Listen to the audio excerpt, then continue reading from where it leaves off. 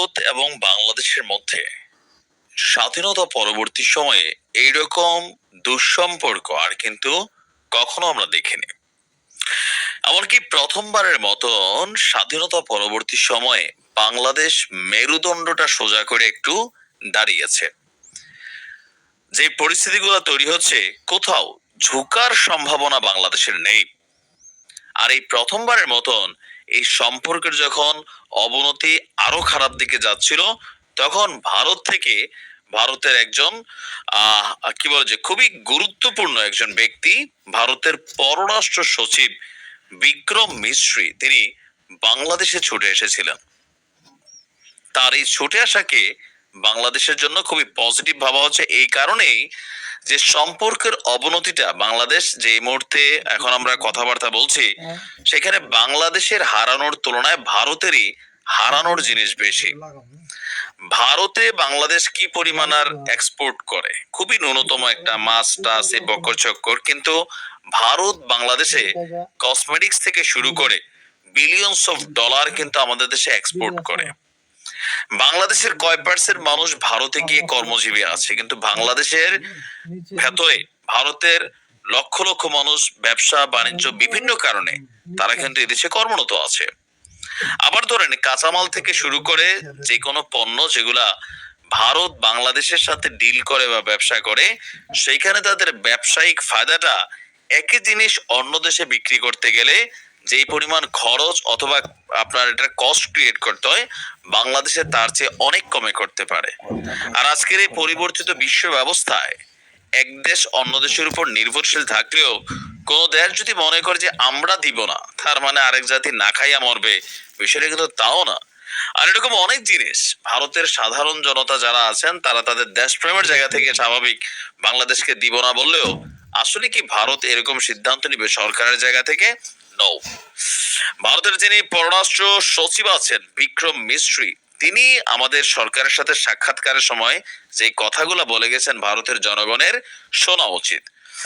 নয়াদিল্লি বাংলাদেশের অন্তর্বর্তীকালীন সরকারের সাথে সম্পর্কের উন্নয়ন এবং দুই প্রতিবেশীর মধ্যকার সম্পর্ককে জোরদার, সম্মিলিত এবং সমন্বিত প্রচেষ্টায় আগ্রহী বলে তিনি জানিয়েছেন।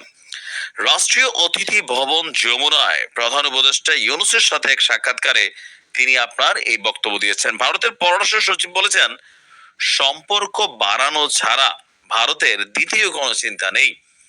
আমরা এটাকে উভয় দেশের জন্যই লাভজনক হিসাবে দেখছি। আমরা মনে করি প্রতিবেশী দেশের সাথে মিত্রতা অবশ্যই ভালো জিনিস, ভালো সম্পর্ক অবশ্যই রাখা জরুরি, তবে সম্মান এবং সমতার ভিত্তিতে। ভারত যদি তাদের জায়গা থেকে সফট একটা অবস্থান তৈরি করে, অবশ্যই আমরা আমাদের জায়গা থেকে উস্কানিমূলক বা অ্যাক্টিভিটিজে যাওয়ার পক্ষে না।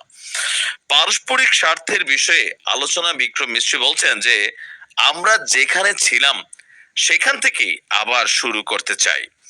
প্রায় 40 মিনিটের একটা গুরুত্বপূর্ণ বৈঠক হয়েছে, সেখানে সংখ্যালঘু ইস্যু, ইভেন অপতথ্য প্রচার ভারত যেগুলা করছে, ক্ষমতাচ্যুত স্বৈরশাসক শেখ হাসিনার ভারতে অবস্থান, আঞ্চলিক সহযোগিতা, জুলাই আগস্ট গণ অভ্যুত্থান নিয়ে আলোচনা হয়েছে। ভারতের পররাষ্ট্র সচিব বলছেন, বাংলাদেশের সাথে ভারতের সম্পর্ক অত্যন্ত গুরুত্বপূর্ণ, আমাদের বর্তমান সরকারের সঙ্গেই কাজ করতে হবে।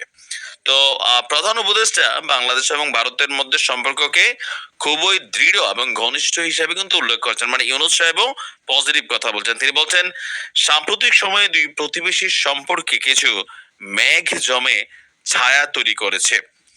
এই কালো মেঘ মুছে ফেলতে ভারতেরও সাহায্য চেয়েছেন ডক্টর মোহাম্মদ ইউনূস।